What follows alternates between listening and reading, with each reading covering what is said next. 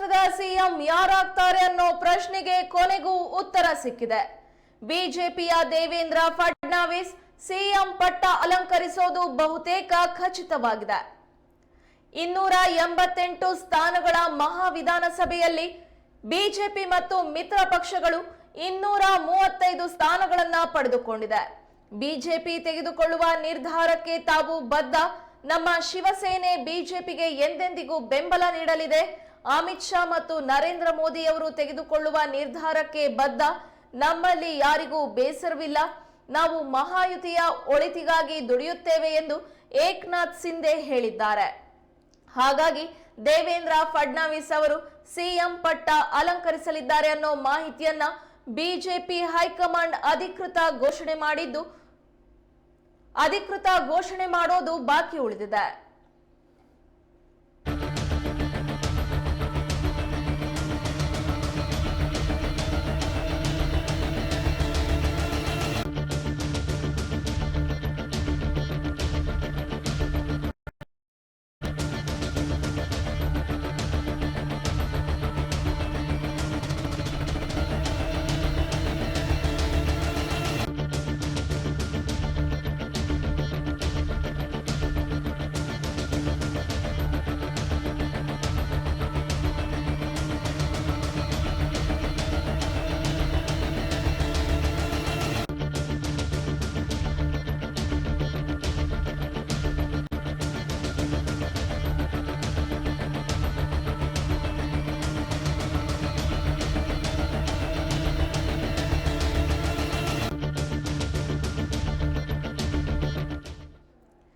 ಇತ್ತೀಚೆಗಷ್ಟೇ ಮಹಾರಾಷ್ಟ್ರದ ಚುನಾವಣೆ ನಡೆದಿದ್ದು, ಇದರಲ್ಲಿ ಬಿಜೆಪಿ ಮತ್ತು ಮಿತ್ರ ಪಕ್ಷಗಳು ಅಧಿಕಾರಕ್ಕೆ ಬಂದಿದೆ.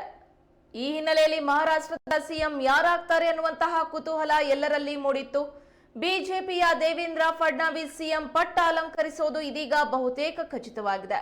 288 ಸ್ಥಾನಗಳ ಮಹಾವಿಧಾನಸಭೆಯಲ್ಲಿ ಬಿಜೆಪಿ ಮತ್ತು ಮಿತ್ರ ಪಕ್ಷಗಳು 235 ಸ್ಥಾನಗಳನ್ನ ಪಡೆದುಕೊಂಡಿದೆ.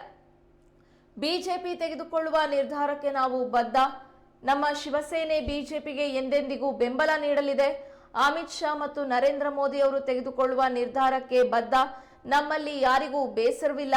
ನಾವು ಮಹಾಯುತಿಯ ಒಳಿತಿಗಾಗಿ ದುಡಿತೇವೆ ಎಂದು ಏಕನಾಥ್ ಶಿಂದೆ ಹೇಳಿದ್ದಾರೆ.